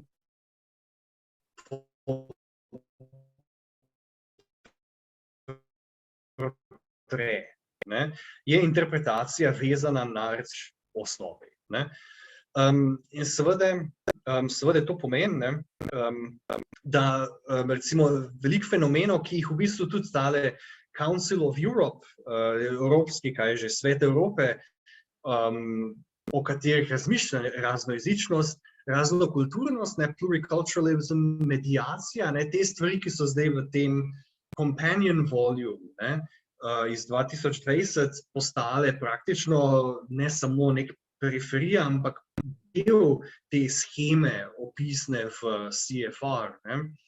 Te stvari so sem prodrle zelo, zelo omejeno, praktično ne. Ne. Seveda del problema je zato, ker so to različni konteksti. Ne. In zaenkrat lokalno delam sicer jaz zdaj z enim kolegom na tem, se zelo malo razmišlja o tem, kaj pa to sploh pomeni. Kaj pomeni, kaj je raznojezičnost, kaj to lahko pomeni v kontekstu te raznojezičnosti, ki jo najdemo tle. Ne. kaj je tam opisano, kaj pa tudi ni. Ne. Definitivno je ogromno stvari v tem CFR, ki so zelo evropske, ne, ki tle nimajo nujno, oziroma niso nujno ta najbolj pomembne. Ne. Vsekakor te funkcije, ki jih recimo Shakina Rajendram opisala, ne, niso nujno tam opisane, čeprav so recimo pri čezjezičenju tukaj izjemno pomembne v recimo kontekstu recimo dvojezičnega izobraževanja. Ne. Tudi recimo lokalne angleščine, ne. To, da recimo ne, med tistim Manglish, pa Malaysian English, pa Standard English, ne, da je to v bistvu nek kontinuum, ne, ki ga še posebej izobraženi govorci izjemno dobro, po katerem se izjemno dobro gibljajo. Ne. Nekaj tazga CFR v bistvu niti ni imel potrebe o tem razmišljati, ne, ker preprosto je pač razmišljal o evropskem kontekstu, kjer to ne obstaja v taki obliki, ne, oziroma vsaj ne, da bi jaz vedel. No. Drugo pa seveda pomembno vprašanje, ne, je pa, kako promovirati lokalno agentnost, to se pravi moč lokalnih akterjev, kot so recimo učitelji, ne, ki so žrtve predvsem represije, kar se tiče CFR trenutno. Ne. To se pravi, CFR je nekaj, s čimer država učitelje v tem kontekstu tepe po glavi, ne, da vi boste pa zdaj tole učili, ne. Zelo malo je pa recimo tega, ne, kaj pa naj bi to bilo originalno, ne, da je pa to dokument, ki bo tebe opolnomočil kot učitelja, ne, ki ti bo dal neko podlago, da se ti odločaš o tem, kako boš poučeval. Ne. To je recimo, ne, in potem tudi to, da ni tam nobene metode, ne, da ti si izbereš cilj, pa potem sam metodo razviješ, ne, čeprav je to idealistično seveda, ne, ampak recimo to je ideja, ne. Tega recimo tudi nasploh ta ideja, ne, je tukaj zelo ni prišla skozi, seveda zato, ne, ker je to v zelo očitnem protislovju z rabo komercialnih učbenikov. Ne. Ker seveda CFR, Cambridge interpretacija je, ne, choose your level, choose your book. Ne. To je recimo tudi se uporablja tudi recimo na univerzitetnem nivoju, predvsem tako. Ne. Aha, tukaj so pa študenti večinoma na, ne vem, B1, to se pravi, bomo tole knjigo vzeli. Ne. Zelo malo je pa refleksije o tem, kaj dejansko bomo zdaj mi poučevali. Ne. Poučevali bomo tisto, kar knjiga pravi. Ne. To je nekako tako. Ne. Whatever Cambridge says, we're gonna do. Ne. Tako je nekako logika. Ne. Tako da no tako. Na to negativno noto bom zaključil, a sem že eno uro govoril. Ne vem, najlepša hvala, res. Če imate kakšna vprašanja oziroma komentarje, se izjemno priporočam. Pojmo, da bomo tudi mi imamo, recimo, vem, no, kar sem hotela recimo dodati je, da ne vem, če veš, ne, pri nas vsi, ki končajo, zaključijo, no, maturo, recimo, a ne, to vsaj, mislim, da že tudi strokovno, to me lahko kolegice popravijo, ampak vsaj splošno maturo, ne, dobijo v izkazu tudi zapisano, torej stopnjo po CFR, a ne, ki so jo dosegli, ne. Pač torej je zapisano, ja, je to B2 ali B1 ali C1. Aha, to so delali z maturo, ILC je to delal, ne? Ja, to je delal RIC, a ne? Ja, medtem ko pri NPZ-jih to ne zapisujemo, a ne? Ampak mislim, da tudi pri strokovni maturi in pa pri splošni pa vem, da se to zapiše, a ne, ko ti končaš, pač piše, a ne, na kateri stopni si, so pa to delali s Pirosom, a ne, Piros je prišel, se ga spomniš, a ne, in je vodil to standardizacijo. Vse je bila narejena na takem nivoju, kot mora biti, a ne. No, imam pa jaz pač različna mnenja o tem. No, prosim, zdaj, da ne bom samo jaz govorila, prosim lepo, zelo vabljeni k razpravi.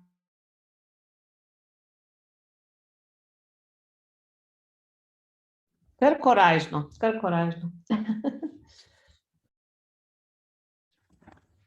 Kako je pri nas s tem CFR-om? No, se tudi pri nas verjetno imate učbenike, kaj piše gor?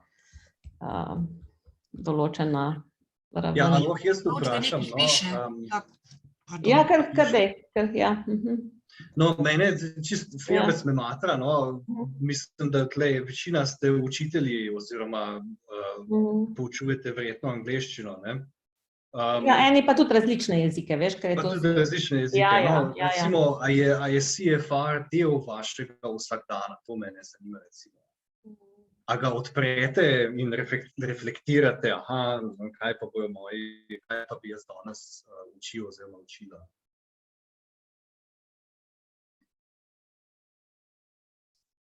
A lahko jaz odgovorim mogoče? Elka, lepo prosim, izvoli. Dobro vprašanje tole, to z sicer sejo, no, dobro, CEFR, to zdaj prvi slišim, pač v angliški varianti, jaz učim nemščino. Jaz moram reči, da se tega nikoli ne vprašam. Učim tudi na gimnaziji, ampak se mi zdi ena druga stvar bolj pomembna, koliko sploh dijaki razumejo, zdaj na kakem nivoju so potem, kakih bomo zdaj kategorij postavljali pod A1, A2 do C1 ali C2, dobro, to je po tujem jeziku že malo vprašljivo. Ne vem, če se sprašujem, pa mogoče bom se pa začela spraševati, kje sem jaz to zadevno, pa kako lahko jaz to povežem. Pa v bistvu sploh nekaj bi pa povezala to, to je zanimivo za razmisliti, no. Ja, vsekakor, mislim, te 6 nivojev, ne, so itak delno si, mislim, da mi vsi malo po svoje, in ne mislim to na negativen način, ne, ampak nekako po svoje si predstavljamo, kaj v bistvu pomenijo, ne. Na koncu se mi zdi, da vsi gremo nazaj na, osnovni nivo je A1, A2, ne, pol je umestni, pol je pa advanced, ne. Mislim, da tako dostikrat razmišljamo, ne. Ja. Tudi v bistvu, no, sej čisto, da dodamo, ne, sej v bistvu tako razmišlja tudi recimo Cambridge, ne. Oni v bistvu kaj? Oni so imeli IELTS in imeli so te svoje knjige, potem so pa nalepili gor večinoma, kaj se njim zdi, da to je, ne. Tako, če sem malo negativen, ne, če slučajno kdo se ne strinja, ne, ampak oni v bistvu tudi zelo netransparentno je tako, kot se tudi oni to interpretirajo, ne.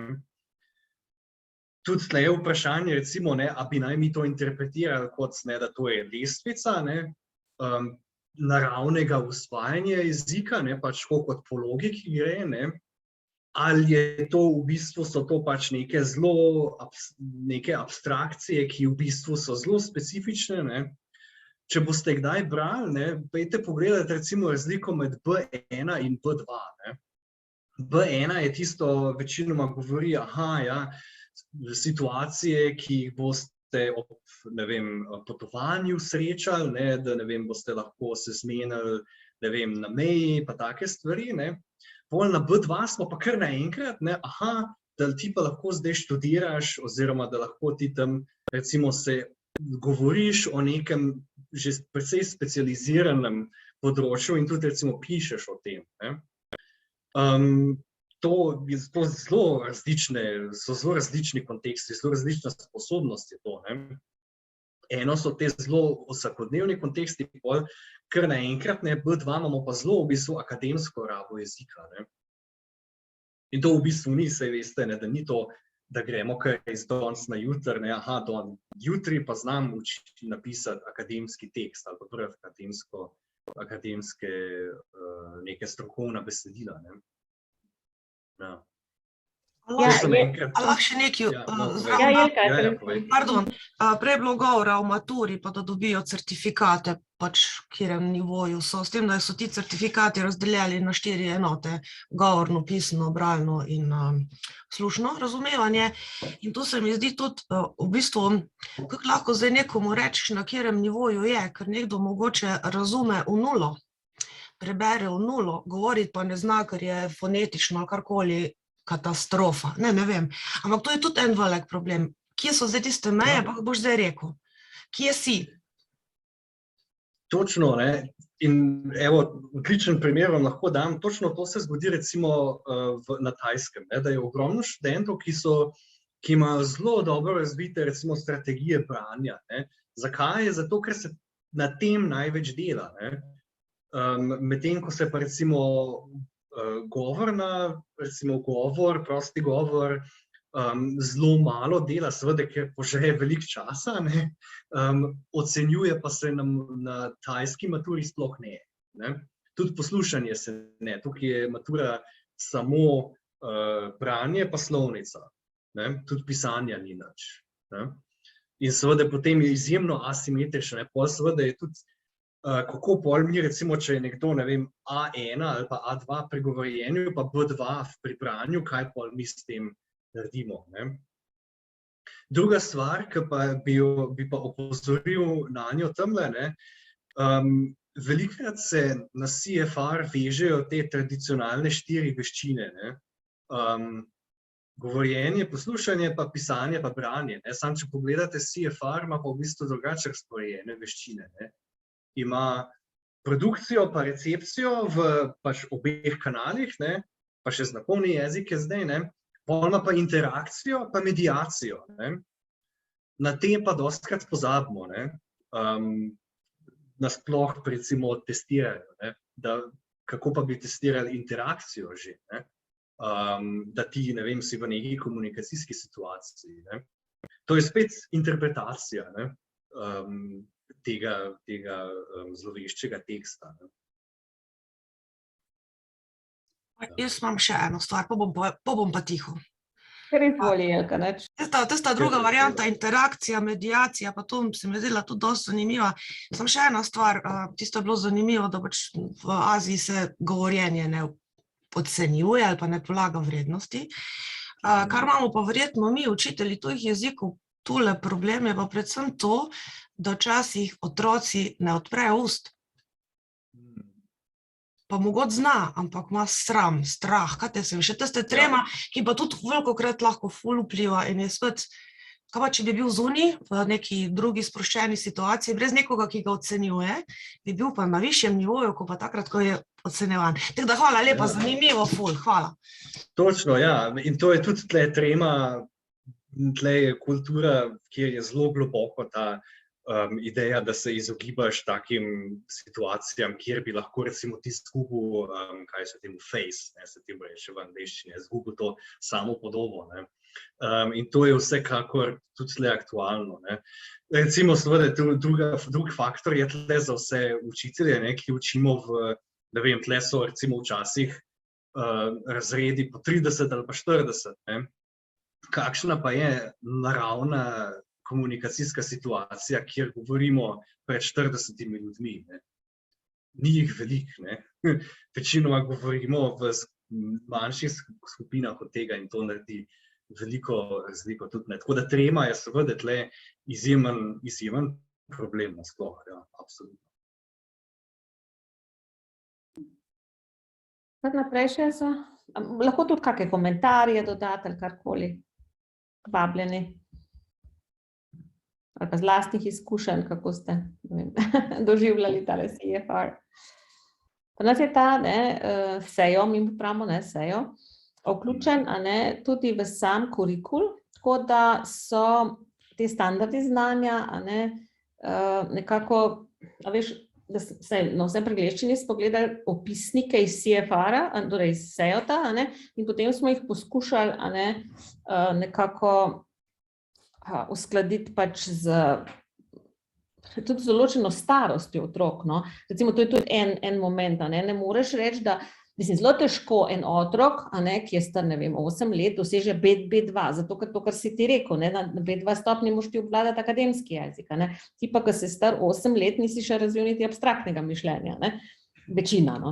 In tako da to recimo, ko smo mi delali, se spomniš tiste študije na evropski ravni, ki je bila narejena za vse te države, tudi Anglija mislim, da je sodelovala, to je bila Survey Lang študija in tam recimo so pač spet je bil Cambridge, ki je prišel z izpiti naprej z nalogami. In kaj smo mi, recimo tisti, ki smo pač malo več bili v samem kontekstu poučevanja, tako rekli, najprej, a veste, tiste, kar imate vi za odrasle, ni primerno za 14-letnike, se pravi že vrste nalog. Potem tudi oni so vztrajali, ne vem, da so eni dosegli B2, kar smo vedeli, da, a veš, spet pri teh letih težko rečeš, da ne, da sploh lahko daš takšne naloge in ne, da bi, a veš, te opisnike, ki so pač zabeleženi pod B2 dosegu, pa tudi te opisniki so pač bili razviti, ne, zanimivo, ne, da je tukaj Švica, ne, z Brianom Northom, tista, ki je, a ne, pravzaprav glavna, da je zaslužna ali nezaslužna, a ne, za te opisnike in za te ravni, ne.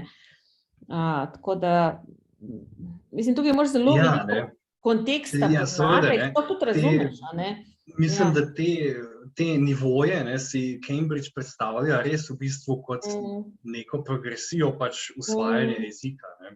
Kar pa sploh ni res, ne, po teoriji točno vemo, da greš gor, pa greš tudi lahko dol, a ne, recimo, pač ga nekaj časa ne uporabljaš in tako naprej. Ja, ampak greš tudi v različne smeri, ne, in recimo, tako, ta CFR v bistvu gre na vrhu, ne, zelo v smer akademske pač pismenosti. Tako. Nima nad to, kar bi bil nek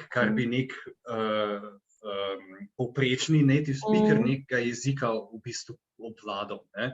V bistvu C2 je nek, ki res piše praktično na vsak dan, ne, v akademskem kontekstu, ne, in koliko je takih ljudi, ne. Veliko učiteljev ni v takem kontekstu, da bi to skozi počeli, ne. In recimo to, ne, da ti govoriš fluently, ne, ni edini kriterij tam, ne. Potem C2 je tudi, da ti, ne vem, znaš pisati eseje in vse take stvari na zelo kompleksni ravni, ne. Tako da ja, ne, oni si mislim, da to bolj predstavljajo, tako da pač ja, ne, tam, ko si pa res ful dober, ne, pa res ful hitro govoriš, pa to, ne, si pa na C2, ne. Seveda je pol odvisno, ne, IELTS je že tak akademski bolj, ne. Ja, tle so zelo spet. Ja, da se to vse skupaj, ne, se potem zreducira samo na te nivoje, ne. Ne vem, jaz sem zelo veliko delala s temi opisniki, veš, ker sem bila dostikrat v teh skupinah, kjer smo standardizirali, ne. Če se pa ti poglobiš v opisnike, a ne, pa res z njimi veliko delaš, pa začneš razumeti, a ne, kako pravzaprav jezik deluje, se tudi vidiš, a ne, da ni vse pač po teh stopničkah, a ne, ampak kljub temu, to, kar sem hotela povedati, kar si rekel, ne, da se recimo Tajska primerja, a ne, hočemo biti boljši kot Kambodža, oziroma sem Kambodža še za nami, ne, me spominja na ta norm reference testing, a ne, torej, kjer, a ne, samo pogledaš, kdo je, a veš, ali pa v razredu, pogledaš, a je Janez prvi, a je Metka druga in tako naprej, ne, kar lahko povzroči to negativno, a ne, tekmovanje, kot če bi recimo tekmoval, a veš, z nekim ciljem, no, in to so recimo lahko CFR opisniki, a ne, samo če bi jih nekako bolj, a veš, prilagodili, ne, da bi recimo rekli, ne vem, lahko je to samo opisnik, da se znam, ne vem kaj, predstaviti, ali pa recimo čisto na začetku, ali pa potem, da znam napisati, ne vem, pismo, ali pa, ja, motivacijsko pismo, naprimer, kasneje, a ne, za karkoli, ali da bom šel na kamp, ali karkoli. In a veš, to se mi zdi, da je bližje temu tudi avtentično bolj, ne, in bolj, mislim, ne sodi to v to, a veš, hierarhijo, ne, in te ne rangira, ampak torej želiš napredovati, kar mislim, da je v redu, ne, ampak želiš napredovati napram nečesa, kar si postavil neke standarde, a ne, kar bi pač želel narediti, neke cilje, no. Ne pa proti, ali to, kar si rekel, ne, a sem zdaj boljši od one države, ne, ali pa recimo znotraj razreda. Ne. To, ne, in te refleksije, zakaj sploh to hočem, ne, in kaj naši, recimo, učenci rabijo, zakaj bi oni B2 rabili sploh, ne. Te refleksije sploh ni in seveda, ne, kaj je pa na koncu posledica tega, ne, če se vrnemo k temu, da je ogromno učiteljev povsem na drugi strani te lestvice, ne, da večina učencev nima niti približno možnosti, da bi prišla do tega standarda, ne, ki ga država tam postavi, ne. In seveda, kaj potem pomeni, ne, da so oni bad learners, ne, bad citizens. In to je tukaj ogromen problem, da se tle v bistvu ogromno krivde vali na učence, ne, da se jim ne da, pa da so leni, ne, pa take stvari. Ne razmišlja se pa recimo, a so to sploh realistični cilji, ne? različna samo v smislu, te države so postavile to, ergo bomo tudi mi. Ne? In to je zelo taka problematična jezikovna politika. Je to, no? Dejansko, recimo, vidiš, ne, da so ogromen je učencev zaradi tega prav marginaliziranih, ne? Ker preprosto nimajo, ne da ne bi hoteli, ampak pač nimajo priložnosti, da bi prišli do tega, ne? Če niso nimajo dostopa recimo do elitnih šol, ne? Kjer so vsi učitelji na C2, ne pa take stvari. Ne? To je na koncu tega problem, ne? Da v bistvu potem ta razvoj je toliko hiter, da ogromen ljudi tega je potem zadej, ne, v bistvu. Ne? To je tle problem. Ne? To je problem enakosti. Malo socializma ne bi škodil, no, tako gesto. Enakih možnosti, ne? Ja, ne, ker tukaj je tudi enake možnosti in tudi cilji, ki so realistični. Ne vem, jaz se spomnim, recimo, ko smo bili mi v 90-ih mladi, ne, nekoč smo gledali, recimo, ne vem, televizijo večinoma v angleščini in za nas je bilo realistično, da bomo zdaj mi tukaj nekaj usvojili govorjeno angleščino, ker smo jo slišali vsak dan, ne, ok, mogoče sem malo preveč TV gledal jaz v svojem času, ne, ampak tako, ne, pač bilo je, ne. Možnosti so vsekakor, še zdaj vidim. Takrat nisi imel, zdaj imaš izbiro, ne, takrat ni bilo izbire, ne, je bilo v bistvu tisto edino, kar si lahko konzumiral, ne. Tle pa tega v bistvu ni toliko, ne, in seveda, moraš si kupiti, recimo, spet Netflix, recimo, ne. Ok, lahko si nelegalnega dobiš, ne, ampak spet je tukaj potem ekonomski kriterij na koncu, ne.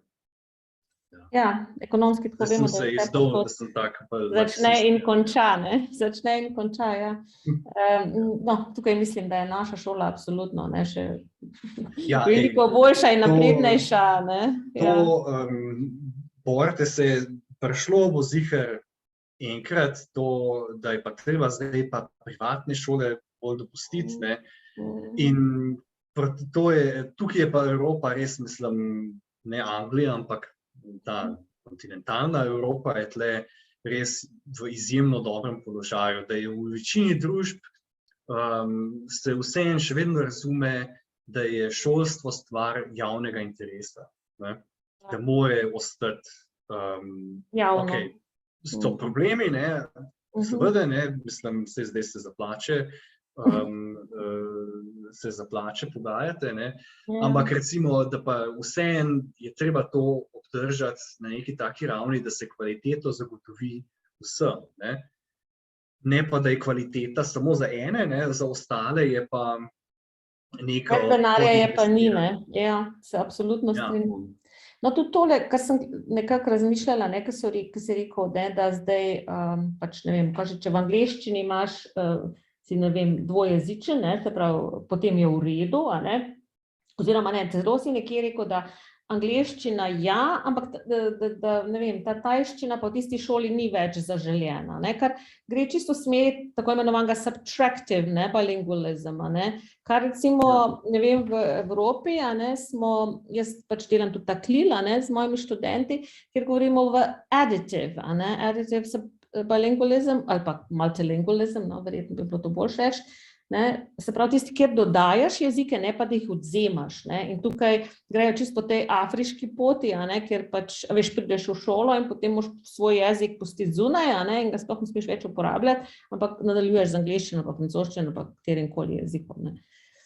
Tle je ta ideja, da je predpogoj za usvajanje jezika, ta immersion, ne, je še zelo živa, ne. Mislim, saj tudi druge se še to je še vedno ziher, ne.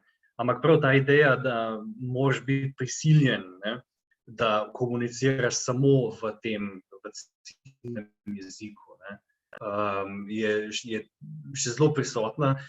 V jezikovnem pouku, ok, mogoče v nekih primerih je to ok, ne, ampak pa pride do klil, recimo, ne, je lahko pa to izjemno kontraproduktivno, ne, ker ti, mislim, potreš si praktično cel kurikulum s tem, ne, ker boš zadnji, mislim, boš mogel vse 5-krat ponoviti, preden bo to bolj zafunkcionirati, ne. Ja, ne, tako da to je Ja, tudi...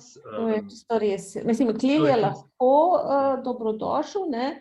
Ampak seveda za eno veliko mero kmečke pameti bi jaz rekla. Ne? Seveda s tem, ne, da tukaj se to ne pojmuje kot klil. Zdaj vem. Tukaj se to v bistvu pojmuje Klil ni kot immersion, veš, klil ni immersion. English medium instruction. Ja, to je drugo. In tudi to pomeni, da recimo učitelji, ki tle učijo matematiko v angleščini, ne, imajo samo matematiko, samo vsebinski cilj. Ne. Ni zraven menga še... Oni se sicer recimo v tej šoli, kjer je ta moja študentka, raziskovala, so potem učitelji pač sami poskušali potem kakšen prostor odpreti, ne, pa malo tudi na jeziku delati, pa te recimo matematično terminologijo malo bolj prevajati, tudi pa take stvari, ampak to so delali proti navodilom ravnatelja, recimo, ne. So se lotili, kar je tudi iniciativa zelo pozitivna, ne, ampak tudi problem, ne. Tega scaffoldinga ne poznajo, veš, ker klil temelji na 4 C-jih, se pravi content, cognition, veš, culture and communication, in tam se moraš biti pri jeziku zelo pazljiv in vedeti, kateri je tisti, ki ga res rabijo. Mislim, te podporni elementi so tam bistveni. Samo tukaj je struktura mora biti izobraževalnega sistema dosti fleksibilna, ne? Da lahko ti podiraš meje med predmeti, recimo, ne? Kar tle zelo težko počneš, ker je to zelo centralizirano, ne? Da ti moraš imeti točno toliko ur tega in točno toliko ur tistega in da ni te možnosti, da bi ti recimo neke ure recimo kombiniral in da bi imel recimo angleščino pa geografijo skupaj, recimo. Medpredmetno povezave, ne? Ja, ne, to je zelo, tukaj pač še ni pogojev za tega. Tle je politika taka, da imaš ti pač te predmete, če vzameš tisto angleški program, ne, so te predmeti v angleščini, ne. Prav matematika, math, science, pa kva še športna vzgoja, pa angleščina kot posebni predmet, te 4 morajo biti v angleščini, da se lahko reče, da je angleški program. Mislim, dolgoročno je to tudi, veš, tako da pol nimaš izrazoslovja v drugem jeziku, ne? Če res samo, torej, če vsa tematika je v angleščini, potem nimaš izrazoslovja v tajščini, avtomatično. Ja, iz tega vidika je subtractive, ne? Ja, tako. Da imaš potem jezike razvite v zelo različne smeri, ne, en je v te zelo specializirane stvari, ne, en je pa bolj za ene druge predmete, pa za vsakdanjo komunikacijo pa za take stvari, Ja, kar tudi potem znanstveni jezik izgublja, ne, pač, ker se potrebe, ne, da bi ga tvoril, To smo pa tle itak že odpisali, ker to pa ni, tle jaz pa že so nam praktično recimo, se pravi, znanstveni članki, ne, ki izhajajo sploh izhajajo znanstveni članki v tajščini? Samo so vredni zelo malo. Ker pač univerzitetni cilj je Scopus pa Web of Science, ne, kjer je vse v angleščini večino. No, se to je tudi Univerza v Ljubljani, a ne bila pred kratkim samo to, no. Ampak zdaj so pa dali pogoj, da torej pri vsaki habilitaciji moraš pokazati tudi, da si slovenske članke napisal, ne, in če jih nimaš, to pa tle ni, tle mora biti pa vse. More English, the better. To je pa res razlika, ne, da recimo ta evropski, ne bi rekel odpor, ampak recimo skepsa proti angleščini, ne, ki je, ne vem, mislim, da praktično res v vseh evropskih kontekstih, ne, se sicer angleščino reče, mora biti, ne, ampak je zelo hitro potem skepsa, da to pa že ne, tukaj bomo postavili mejo, celi programi pa ziher ne bojo v angleščini, potreba pisati še vedno v slovenščini, ne, tukaj je to čist drugače. Tukaj se recimo, jaz praktično zelo redko bi slišal, da bi kdo rekel, tajščina je ogrožena. Tle, ne vem, to je pač čist drugačna ideologija, da se pač ta angleščina je kako vključena kot, ne vem, ta nacionalni cilj, ne. In pol ni, sicer je kultura je mogoče kdaj videna kot kot problem, ne, če poslebi kakšna demokracija preveč pa take stvari, ne pa jezik sam. Ne. To je zelo velik kontrast. Med recimo Švedska, recimo, ne, tudi Danska, pa te so zelo restriktivne, kar se tiče tudi, če hočeš delati tam, ne moraš dvojezičnost prakticirati. Ne, in to moraš švedsko znati, ne? Ni dovolj kraljevsko. To je treba tle, tega ni toliko, ne, oziroma ni vsaj tako eksplicitno v jezikovni politiki, da bomo pa zdaj mi tajščino branili pa take stvari. Ko pa ti, recimo v vsakdanjem življenju lahko shajaš brez tajščine, ali si zdaj se že tudi priučil? Jaz sem na kaj že pre-A1, oziroma A1 tajščine, pač v teh kontekstih, kjer jo rabim, ker je večinoma, ne vem, če treba kaj kupiti pa take stvari, ne, ni problema, se vse zmenim, ne. Zunaj tega pa mislim, da bi pa jaz šel zdaj tam neke članke brati ali pa TV gledal, recimo, to pa ne. Kaj pa bereš lahko v tajščini? Mislim, obstaja tudi v latinici, da se da brati, ali samo ta pisava, ki si jo pokazal? Samo tajska pisava, ja, to pa še nisem. To se moram lotiti, no, to sem pa slab imigrant sem, oziroma slab foreign person.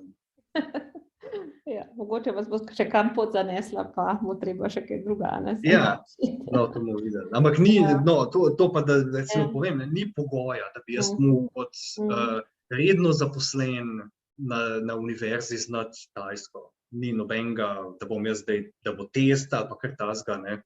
Jaz lahko bi lahko do 60. leta, ne, to se pravi še, ne vem, 27 let bi lahko jaz tle sedel in rekel, da ne, tajščine se pa že ne bom učil. Ja, ker to pri nas ni mogoče, a ne? Pri nas sicer je zdaj tako, da lahko se zaposli, a ne, na univerzi, nekdo, ki pač še ne zna slovensko, ampak se potem, ne vem, toliko in toliko let pa mora dokazati vsaj B2. Ja, absolutno, ne. Ja, tako ne drugače. No, a imaš še kdo, a bi še kdo zdaj ne bomo poključili. Se greva dialog, ne. Ja, tako, ja, seveda. Še kdo lahko. Imaš še kdo vprašanje, lepo prosim, no? Bomo zelo veseli.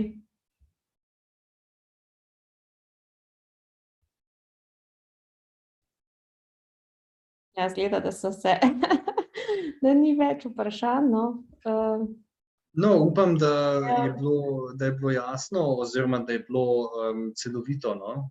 Ja, absolutno, zelo logično, no, vsaj meni. Če slučajno komu kaj na pamet pride, ne, mi rade volje napišite recimo mail, ne. Z veseljem, največjim veseljem lahko kakšno debato po mailu udarimo, ne. Brez problema, ne. Ja, Krištof je zelo odziven, vam moram povedati, tako da, kadar boste kaj zapisali, odvisnost od maila je to, se temu reče. Ja, tako, ja. Bi mogoče še kaj želel? Kaj pa mogoče, Nastja, imaš vedno kako dobro idejo še, no? Mogoče pa ti še kaj samo zaključiš, no? Še vsaj to. Nastja je kolegica, veš, iz Nove Gorice, ki je, a ne, ki imaš večjezično družino, mož prihaja iz, pač, kako je že? Izjemna, tako, no, govori, a je to arabščina, imam prav? Ja, tako. In potem živi v Italiji, tako da res, in uči in dela prav klil, ne. Ona je ekonomistka, ja, sodeluje z našimi, a ne, učitelji jezika in oni imajo res tako zelo dobro jih pripravljajo, no, te dijake v strokovni, a ne, gimnaziji. Izvoli, Nastja. Ne, si jaz mogoče, zdaj, ko sem vas poslušala, zelo zanimivo, sem doživljala tisto, ker sem 10 let živela v Jemnu in učila tudi teh zasebnih in državnih šolah, ne, in isto je torej prišlo do tega, da angleščina, ne, je, torej moramo izboljšati angleščino, to je bil celoten tak program, zaradi tega, ker so drugi boljši od nas, ne. Potem recimo pa, ko bom rekla, zdaj zadnje čase, ko me stika tudi dol s Katarjem, Dubajem in tako naprej, so pa te mlade generacije, prav zaradi take jezikovne politike, torej večinoma odhajajo v te zasebne šole, ne, ker je seveda angleščina tisti glavni jezik, vendar zelo, zelo slabo obvladajo arabščino, ne. Torej, kako je pri njih to prišlo in to je zadnjih 10 let se to precej dogaja, ne, in niti, tako bom rekla, politika ni pozorna na to, ne.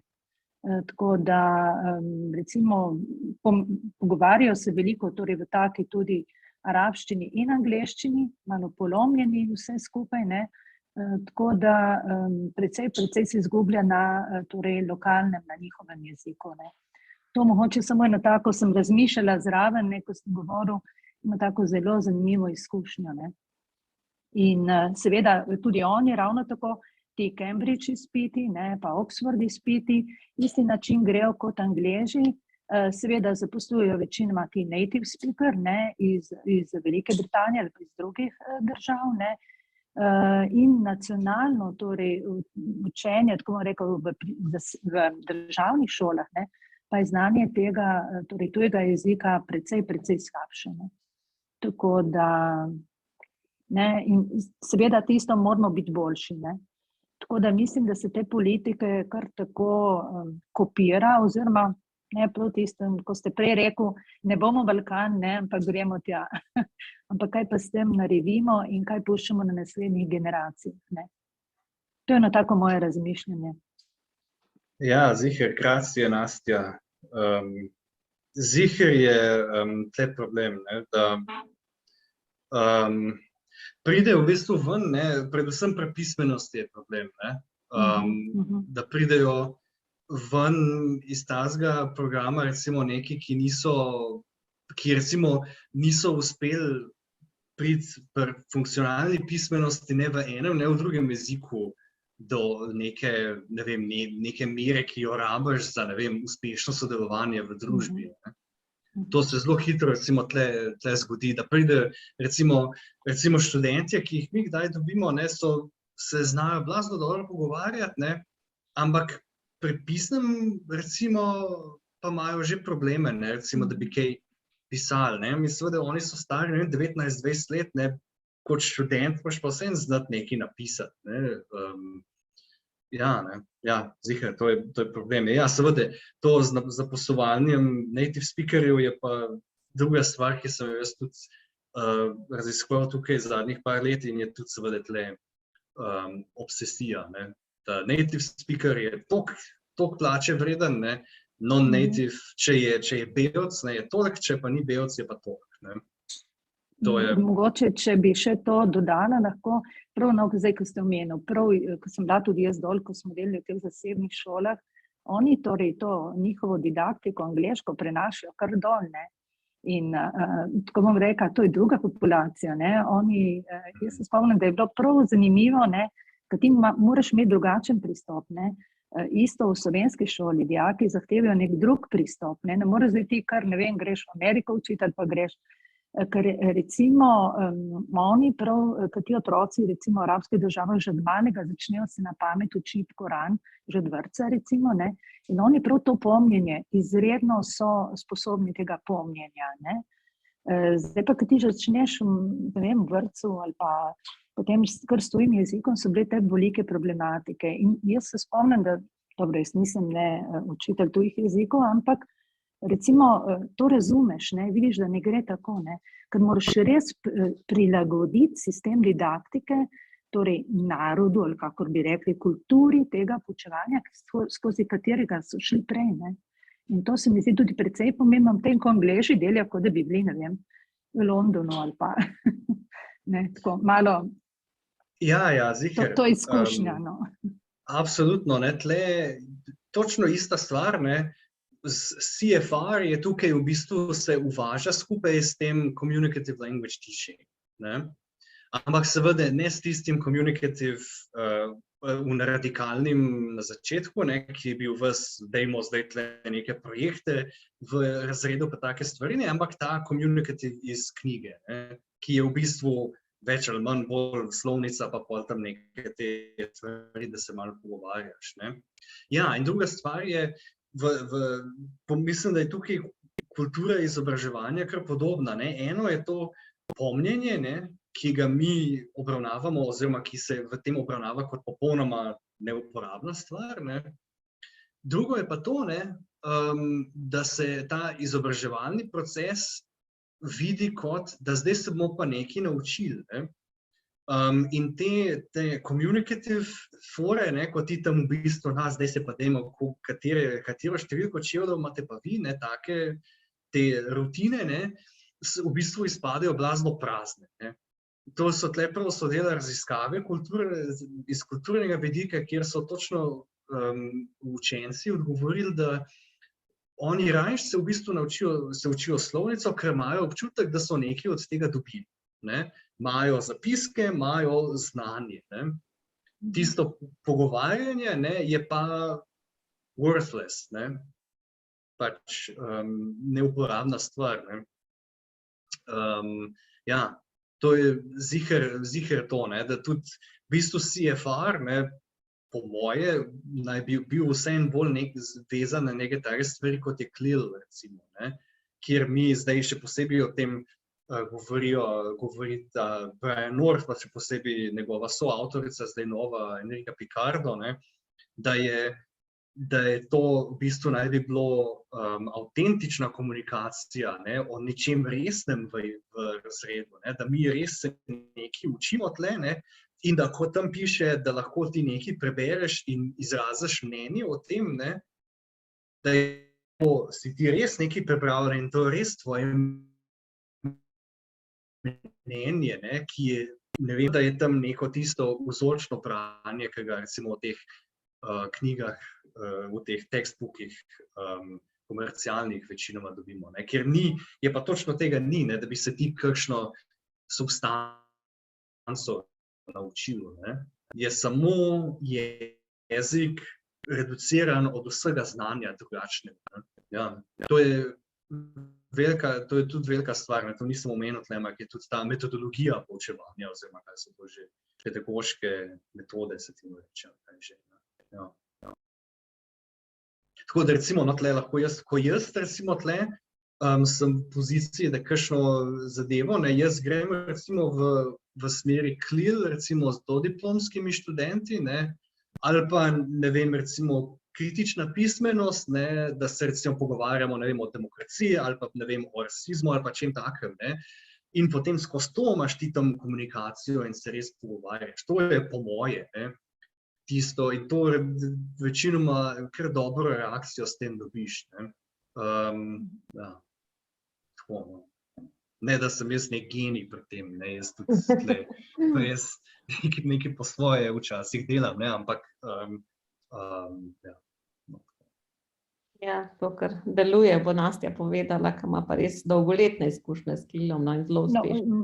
Ja, se samo na hitro bi to povedala. Torej, mi delamo v bistvu, imamo timsko poučevanje CLIL-a, ne, ker veste, kako v Sloveniji ne more recimo potekati pouk recimo nekega predmeta v tujem jeziku in v bistvu, tako bom rekla, imamo medpredmetno povezovanje, naprimer, če jaz pri ekonomiji, ne vem, govorimo o multinacionalnih korporacijah, tam gremo direkt konkretno na aktualne probleme s neko korporacijo, ki se trenutno dogaja v svetu, ne. In to, ko ste rekel, tukaj recimo res spodbudiš komunikacijo.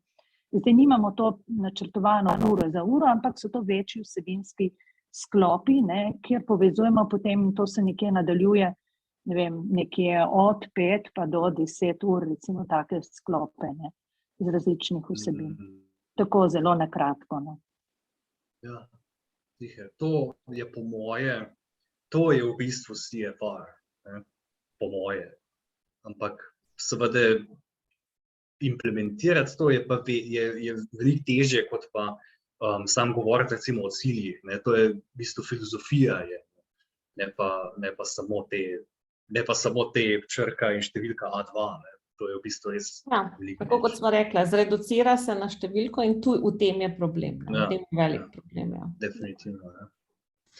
No. Tako, da bi zaključili počasi, ja, najlepša hvala našemu gostu, vse dobro, zdaj verjetno, koliko je že tam ura, po moje že blizu polnoči, ne, na Tajskem? Ja, pa bo zdaj že po moje res, ja, no, saj nikoli. Ja, no, pa če kdaj se kdo znajde tam, ne, te tudi lahko kaj pokliče. Ja, sicer, no, napište, če hoče kdo priti na obisk, pa se bomo takoj. Ja, No, ko boste pa tukaj, a ne, upam, da se tale COVID malo preneha, bomo pa tudi katero rekli v naših koncih. Upam, da. Ja, tako. Vsem lep večer, pazite na se, veliko zdravja in vidimo se naslednji torek. Hvala. Lahko noč. Hvala vsem. Ja, živim. Nasvidenje. Enako. Srečno na vse.